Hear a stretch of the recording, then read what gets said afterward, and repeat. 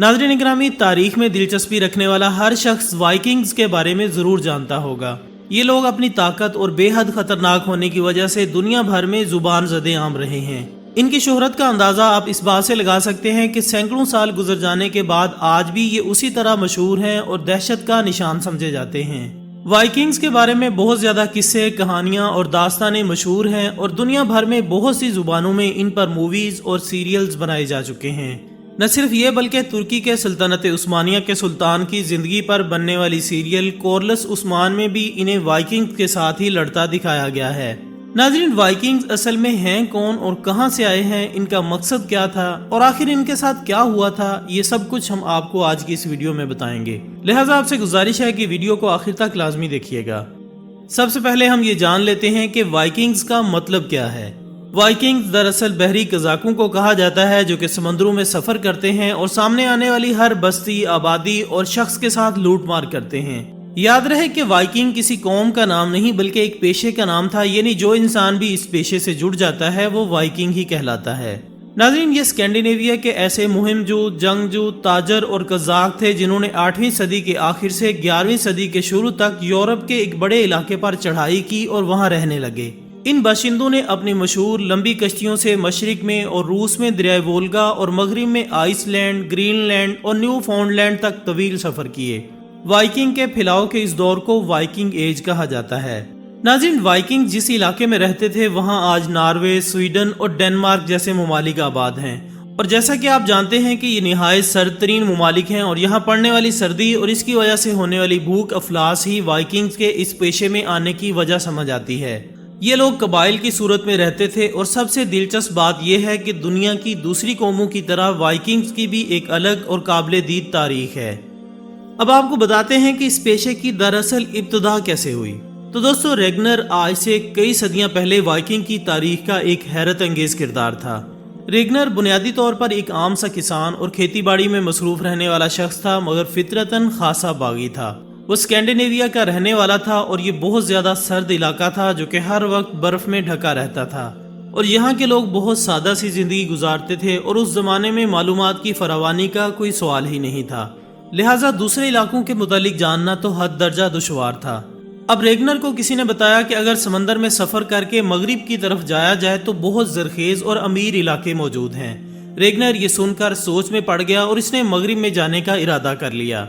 दोस्तों, रेगनर इंतहाई मुहिम जो इंसान था, लेकिन वो मगरिब में इसलिए भी जाना चाहता था कि वो अमीर होना चाहता था और ये मौके मुकामी तौर पर मुयस्सर नहीं थे। खेती बाड़ी से भी बहुत ज़्यादा पैसा कमाना तो नामुमकिन था।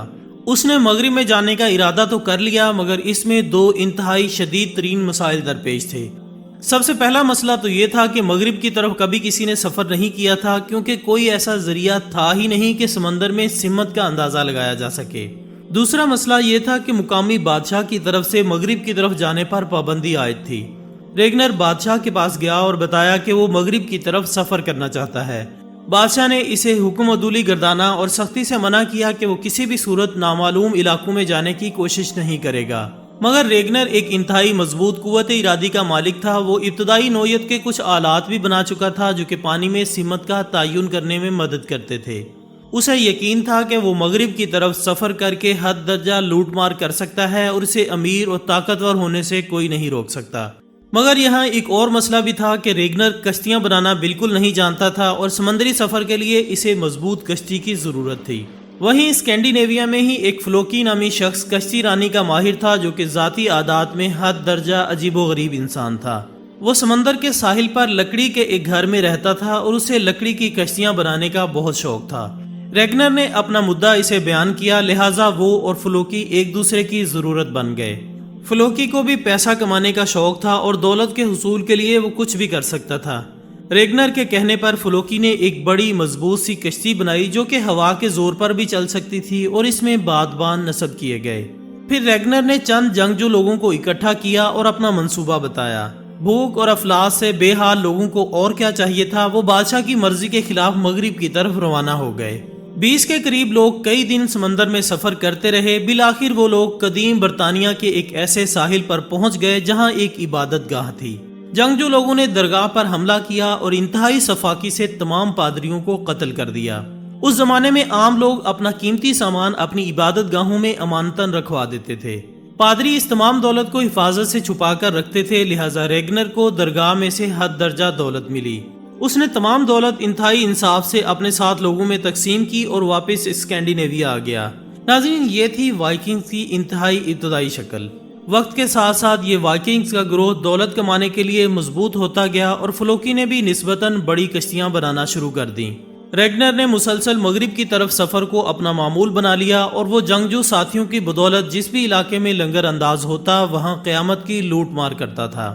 لوگوں کو پیسے کی خاطر بے دردی سے قتل کرنا اس کے لیے ایک کھیل بن چکا تھا۔ قدیم برطانیہ میں لوٹ مار کرنے کے بعد وہ کامیابی سے واپس آ جاتا تھا۔ اس کی شہرت ایک مضبوط اور خطرناک امیر آدمی کی بن چکی تھی، لیکن جب بادشاہ کو اس کی حکم عدولی کا علم ہوا تب تک بہت دیر ہو چکی تھی۔ اب ریگنر نے اسکینڈینیویا کے بادشاہ کو قتل کر کے مقامی سردار کا درجہ حاصل کر لیا۔ اس نے لوٹ مار کے لیے جنگجوؤں کا ایک لشکر بنا لیا اور ہر سال درجنوں بحری جہاز لے کر مغربی ریاستوں پر حملہ کر دیتا۔ وائکنگ کے جو ہاتھ لگتا سپیٹتے اور واپس آ جاتے۔ امیر ہونے کے بعد ریگنر کے مزاج میں ایک حیرت انگیز تبدیلی آئی اور وہ امن کی باتیں کرنے لگا، مگر امن کے لیے شرط صرف اور صرف پیسہ ہوا کرتا تھا۔ وائکنگ کا یہ لشکر مغربی ریاستوں کی طرف سفر کرتا تھا اور جنگ کرنے سے پہلے مقامی بادشاہ سے ہر جانے کا مطالبہ کرتا، اگر معقول پیسے مل جاتے تو واپس چلا جاتا تھا۔ ناظرین، آہستہ آہستہ ریگنر اتنا طاقتور ہو گیا کہ پورے اسکینڈینیویا کا بادشاہ بن گیا۔ اب وائکنگز پورے مغرب کے لیے دہشت کا نشان بن چکے تھے۔ بحری راستے اور ملک در ملک ان کے قدموں میں آن گرے، مگر ریگنر مزید پیسہ کمانا چاہتا تھا۔ اب اس نے نئے ملک بنا دیے اور وائکنگز کا بادشاہ بن گیا، مگر یہ پھر سکون سے نہ بیٹھا اور صرف مزید امیر ہونے کی مرض میں مبتلا ہو گیا۔ ریگنر نے لوٹ مار کو آرٹ کا درجہ دے دیا اور رحم دلی کی آڑ میں صفاقی کا عجیب کھیل کھیلنے لگا۔ ناظرین، وائکنگز کی تاریخ ظلم و ستم سے بھری پڑی ہے، یہاں تک کہ تاتاری بھی ان کے سامنے کچھ نہیں تھے۔ دوستو، وائکنگ کی بربریت کے دور میں مسلم دنیا پر خلافت عثمانیہ کا راج تھا۔ ویسے تو تاریخ میں مسلمانوں اور وائکنگز کی لڑائیوں کے کم ہی ثبوت ملتے ہیں، مگر کہا جاتا ہے کہ مسلمان اور وائکنگز کی ایک جنگ اندلس میں بھی ہوئی تھی۔ ناظرین، اس وقت کا اندلس آج کا اسپین کہلاتا ہے اور اس دور میں اندلس پر پوری طرح مسلمانوں کا راج ہوا کرتا تھا۔ وائکنگز کے ہزاروں فوجی سمندر کے راستے 54 کشتیوں میں سوار ہو کر اندلس آئے اور اپنی ساری کشتیاں آج کے لیسبون شہر کے کنارے روک دیں۔ اس دور میں اندلس میں ایک الفانسو نامی شہری تھا جو کہ مسلمانوں سے بے حد نفرت کرتا تھا۔ اس نے ہی وائکنگز کو تمام خفیہ راستے بتائے اور شہر میں گھسنے میں ان کی مدد کی۔ شہر میں داخل ہونے کے بعد 13 دنوں تک وائکنگز نے لوٹ مار اور قتل و غارت جاری رکھا۔ اس وقت کے اسپین کے عبد الرحمن نامی بادشاہ نے ایک بڑی فوج وائکنگ سے لڑنے کے لیے بھیجی۔ اس فوج کے ساتھ آس پاس کے ملکوں کی بھی بہت سی فوجیں شامل ہوتی گئیں اور بالآخر ایک زوردار مقابلے کے بعد مسلمانوں کو وائکنگز پر فتح حاصل ہوئی۔ اس جنگ میں 1000 کے قریب وائکنگز مارے گئے اور سینکڑوں قیدی بنا لیے گئے۔ اس کے بعد اسپین کے بادشاہ نے وائکنگ کے ساتھ ایک معاہدہ کیا اور انہیں آزاد کر دیا۔ تو دوستو، یہ تھی ہماری آج کی ویڈیو۔ ہم امید کرتے ہیں کہ آپ کو یہ ویڈیو ضرور پسند آئی ہوگی۔ انشاءاللہ بہت جلد دوبارہ ملاقات ہوگی ایک اور اچھی سی ویڈیو کے ساتھ۔ تب تک اپنا دوستوں، رشتہ داروں اور گرد و نواح کے تمام لوگوں کا بہت خیال رکھیے گا۔ اللہ حافظ۔